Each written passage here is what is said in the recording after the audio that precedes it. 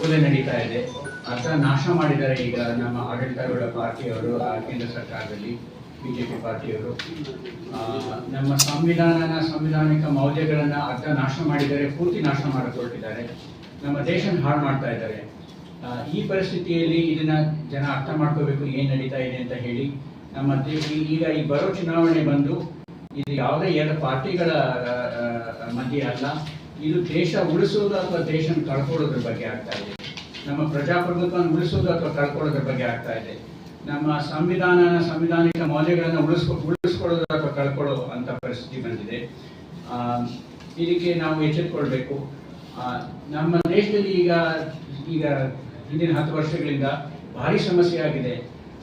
ನಮ್ಮ BJP party ನಡ್ಕೋತಾ ಇರೋ ರೀತಿ ಎಲ್ಲೆಲ್ಲೂ ಸುಳ್ಳು, ಎಲ್ಲೆಲ್ಲೂ ದ್ವೇಷ, ಎಲ್ಲೆಲ್ಲೂ ಲೂಟಿ, ಸುಳ್ಳು ಪ್ರಚಾರ ಮಾಡಿ ನಿಜಾನ ಅದ್ಬಿಟ್ಟು ಇಲ್ಲಿರೋದನ್ನ ಹುಟ್ಟಿಸಿ ಇರೋದನ್ನ ತಿರುಚಿ ಜನರ ಮನಸ್ಸು ಹಾಳಾಗೋ ಹಾಗೆ ಮಾಡಿ, ದ್ವೇಷ ಹುಟ್ಟೋ ಹಾಗೆ, ಜಾತಿ ಧರ್ಮದ ಆಧಾರದ ಮೇಲೆ ದ್ವೇಷ ಹುಟ್ಟೋ ಹಾಗೆ ಮಾಡಿ ಅವರ ಜನರ ಮನಸ್ಸು ಇನ್ನೆಲ್ಲೋ ಸೆಳೆದು ದೇಶ ಲೂಟಿ ಮಾಡ್ಕೋತಾ ಇದ್ದಾರೆ.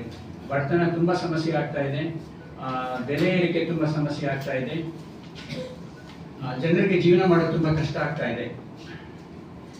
ಇತ್ತೀಚೆಗೆ ನೋಡಿ, ಎಲೆಕ್ಟರಲ್ ಬಾಂಡ್ಸ್ ಅಂತ ಏನು ಹೊರಗೆ ಬಂತು, ಅದು ಎಂತ ಲೀಗಲೈಸ್ಡ್ ಕರಪ್ಷನ್. ಪ್ರಜಾಪ್ರಭುತ್ವದ ಒಂದು ಮೂಲ ತತ್ವ ಬಂದು ಚುನಾವಣೆಯಲ್ಲಿ ಜನರನ್ನ ಪ್ರತಿನಿಧಿಗಳನ್ನ ಆಯ್ಕೆ ಮಾಡೋದ್ರಲ್ಲಿ ಪಾರದರ್ಶಕತೆ ಇರಬೇಕಂತೇಳಿ. ಯಾರ ಹತ್ರನೂ ಗೌಪ್ಯವಾಗಿ ದುಡ್ಡು ತಗೊಂಡು ಅವ್ರ ಪರವಾಗಿ ಕೆಲಸ ಮಾಡಿದ್ರೆ, ಜನರ ಪರವಾಗಿ ಕೆಲಸ ಮಾಡದೆ ಹೋದ್ರೆ ಪ್ರಜಾಪ್ರಭುತ್ವಕ್ಕೆ ಆಗುವಂಥ ನಷ್ಟ ಆದರೆ ಅದನ್ನ ಊಹೆ ಮಾಡ್ಬೋದು. ಇದು ಇತ್ತೀಚೆಗೆ ಹೊರಗೆ ಬಂದಿದೆ.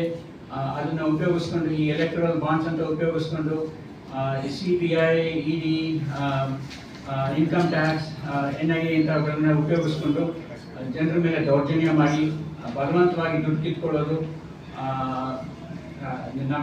ನಮ್ಮ ರಾಜಕೀಯನ ಹಾಳು ಮಾಡೋದು ಈ ಥರ ನಡೀತಾ ಇದೆ.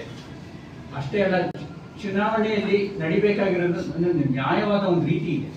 ವಿರೋಧ ಪಕ್ಷದ ನಾಯಕರನ್ನೆಲ್ಲ ಜೈಲಿಗೆ ಹಾಕಿ ಇಲ್ಲದ ಸಲ್ಲದ ಆರೋಪಗಳನ್ನ, ಏನು ಆಧಾರ ಇಲ್ಲದ ಆರೋಪಗಳನ್ನ ಹಾಕಿ ಅವ್ರಿಗೆ ಜೈಲು ಹಾಕಿ, ವಿರೋಧ ಪಕ್ಷದ ಇದು ಬ್ಯಾಂಕ್ ಖಾತೆಯನ್ನು ಫ್ರೀಸ್ ಮಾಡಿ 1800 ಕೋಟಿ ಟ್ಯಾಕ್ಸ್ ಕಟ್ಟಿ ಅಂತ ಈಗ ಚುನಾವಣೆ ಟೈಮಲ್ಲಿ ಒತ್ತಾಯ ಮಾಡಿ, ಇದೆಲ್ಲ ಮಾಡೋದು, ಇದರ ಅರ್ಥ ಏನಿದೆ?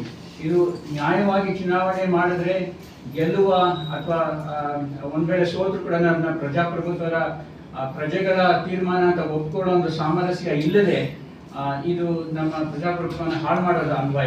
ಇದು ಕುಗ್ಲಿತನ ಅಲ್ವಾ? ಇದು ಕೆಟ್ಟದಲ್ವಾ? ಇದನ್ನೆಲ್ಲ ಹೋಗ್ಲಾಡಿಸ್ಬೇಕು. ನಮ್ಮಲ್ಲಿ ನಿರುದ್ಯೋಗ ತುಂಬಾ ಜಾಸ್ತಿ. ನಮ್ಮ ದೇಶದಲ್ಲಿ ಈಗ ಬಹಳಷ್ಟು ಈ ಸೂಚ್ಯಾಂಕಗಳು, ನಮ್ಮ ಮಾನವ ಹಕ್ಕುಗಳ ಸೂಚ್ಯಾಂಕಗಳು ಇರ್ಬೋದು, ಮಾನವರ ಹ್ಯೂಮನ್ ಡೆವಲಪ್ಮೆಂಟ್ ಇಂಡಿಸಸ್ ಇರ್ಬೋದು,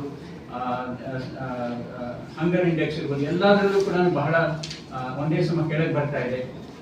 ಇದು ಅಷ್ಟೇ ಅಲ್ಲ, ಇನ್ನೊಂದು ಸಮಸ್ಯೆ, ಜನರಿಗೆ ನಿಜಾನೇ ಗೊತ್ತಾಗಿರೋ ಮಾಡ್ತಾ ಇದ್ದಾರೆ.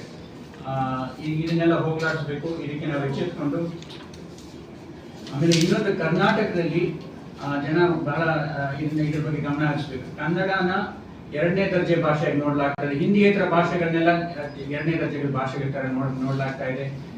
ಕನ್ನಡಿಗ ಭಾರತೀಯರನ್ನ, ಹಿಂದಿಯೇತರ ಭಾರತೀಯರನ್ನ 2ನೇ ದರ್ಜೆ ಪ್ರಜೆಗಳ ತರ ನೋಡ್ಲಾಗ್ತಾ ಇದೆ.